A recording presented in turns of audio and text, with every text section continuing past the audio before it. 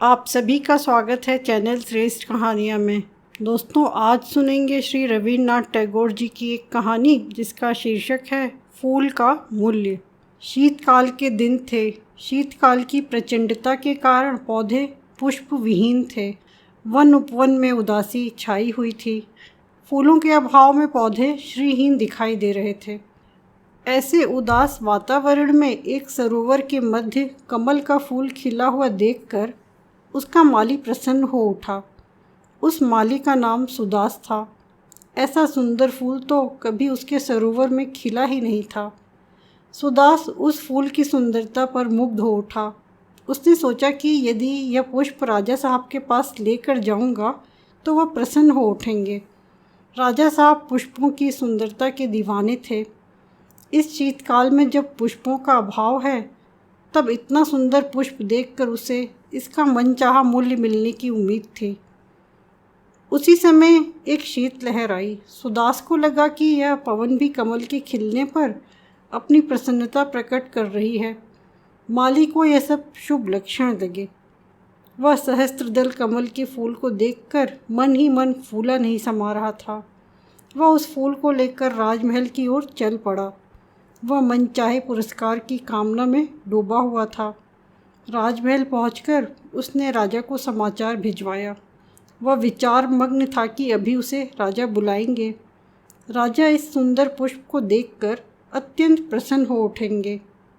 अच्छे मूल्य की अभिलाषा में वह यत्नपूर्वक उस पुष्प को पकड़े हुए उसे प्रेम पूर्वक निहार रहा था।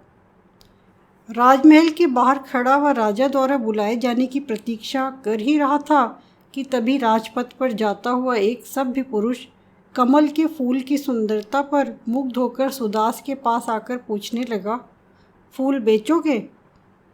मैं तो यह फूल राजा जी के चरणों में अर्पित करना चाहता हूँ। सुदास यह उत्तर देकर चुप हो गया। तुम यह फूल राजा जी को देना चाहते हो? किंतु मैं तो यह फूल राजाओं के भी राजा के चरणों में अर्पित करना चाहता हूँ।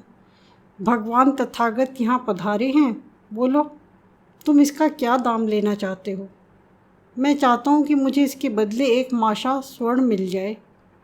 उस पुरुष ने तत्काल यह मूल्य स्वीकार कर दिया। तभी शहनाइयाँ बज उठीं, मंगल वाद्य बज उठे। सुंदर थाल सजाए हुए सुंदर युवतियों का झुंड उधर ही चला आ रहा था। राजा प्रसेनजीत पैदल ही भगवान बुद्ध के दर्शनों के लिए जा रहे थे। नगर के बाहरी भाग में वे विराजमान थे। सुदास के पास कमल का फूल देखकर वे प्रसन्न हो उठे। इस प्रचंड शीत में फूल कहीं ढूंढने से भी नहीं मिल रहे थे। ऐसे में इतने सुंदर पुष्प को देखकर उनका मोहित होना स्वाभाविक ही था। उनकी पूजा की थाली में पुष्प की ही कमी थी। राजा जी ने सुदास से पूछा, इस फूल का क्या मूल्य लोगे? सुदास बोला, महाराज, फूल तो यह सज्जन ले चुके हैं। कितने में? 1 माशा स्वर्ण में। मैं तुम्हें इस पुष्प के बदले 10 माशा स्वर्ण दूंगा। राजा जी की वंदना करके उन सज्जन ने कहा, सुदास, मेरी तरफ से 20 माशे स्वर्ण ले लो।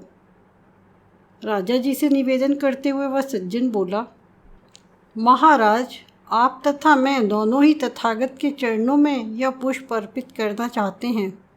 इसलिए आप और मैं इस समय राजा या प्रजा न होकर 2 भक्तों की तरह ही व्यवहार करें तो ज़्यादा उचित रहेगा। भगवान की दृष्टि में सभी भक्त एक समान होते हैं।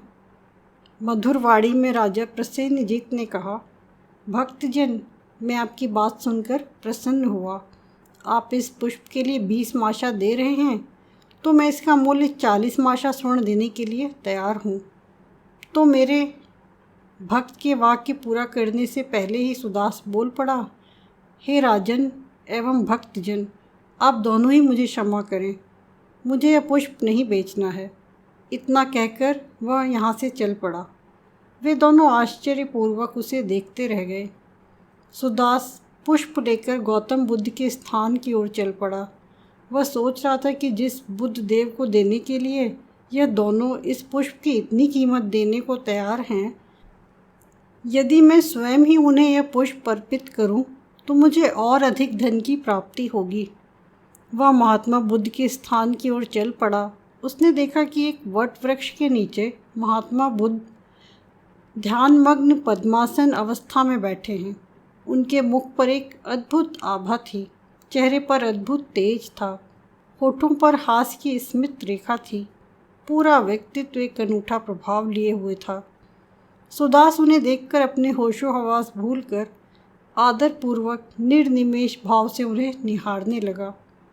आगे बढ़कर उसने आदरपूर्वक उनके चरणों में वह फूल अर्पित कर दिया। उसका तन मन एक अलौकिक सुख का अनुभव कर रहा था। महात्मा बुद्ध ने उससे प्रश्न किया, हे वत्स, क्या चाहिए? आपकी क्या इच्छा है? सुदास मधुर स्वर में बोला, कुछ नहीं, बस आपका आशीर्वाद चाहिए।